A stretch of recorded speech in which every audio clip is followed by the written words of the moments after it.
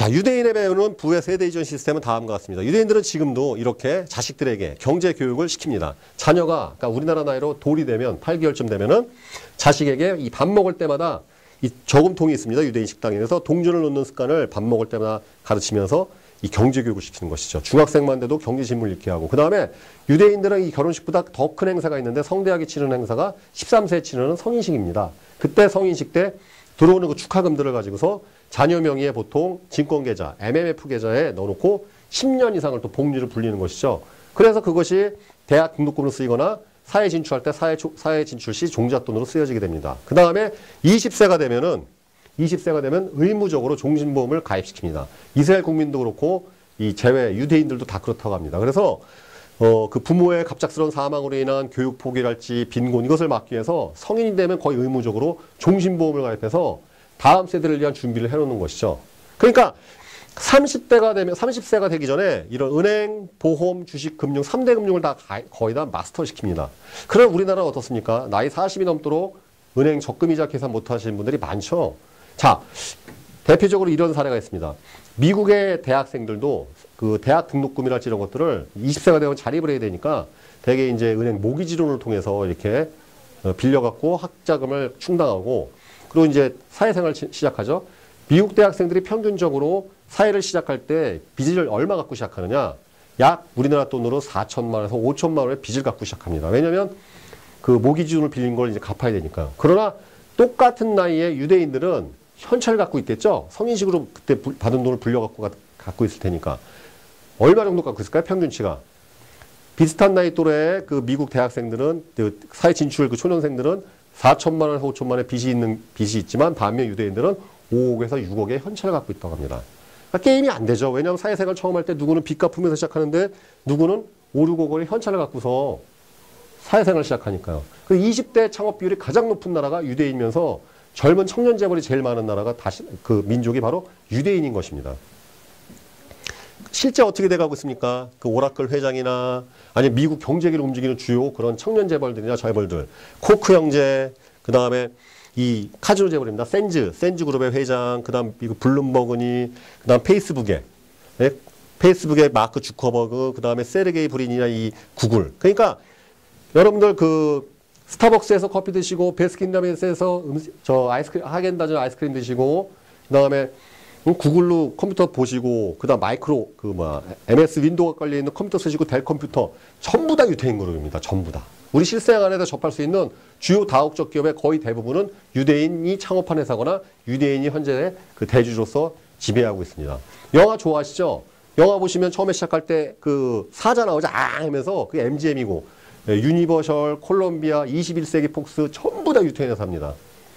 그러니까 역대 노벨당 수상자의 23%가 유태인이요. 아이비리그 대학교에서 20%가 유태인이요. 그 다음에 미국 100대 부의 거의 20-30%가 유대인을 차지하고 있습니다. 후손을 위하여 기꺼이 희생하는 민족은 영원히 번영하는 것이죠. 자, 종신보험은 가문을 살리는 저는 산삼이라고 생각을 합니다. 자, 요 사진은 뭐냐면은 1980년 당시 고 정주영 회장, 그 현대그룹의 고 정주영 회장이 먹었다는 화재 650년 묵은 산삼입니다. 고려시대 뿌리 내린 산삼이며 아까 처음에 보신 그 남대문보다도 더 나이를 먹은 것이죠.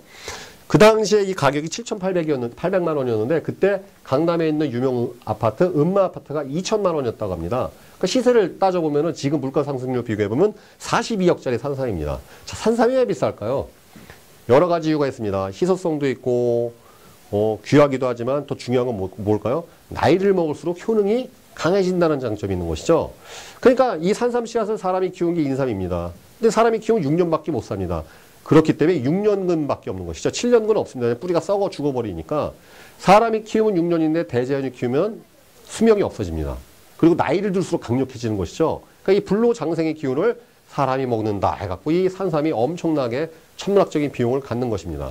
자, 이 우리나라나 이 지구상에 100년 이상을 쓸 수 있으면서 내 자손 대대로 나를 포함하여 내 자손도 쓸 수 있고 시간이 갈수록 내 자손을 부유하게 만들 수 있는 내 가족을 부유하게 만들 수 있는 금융상품이 무엇일까요? 바로 그 종신보험밖에 없습니다.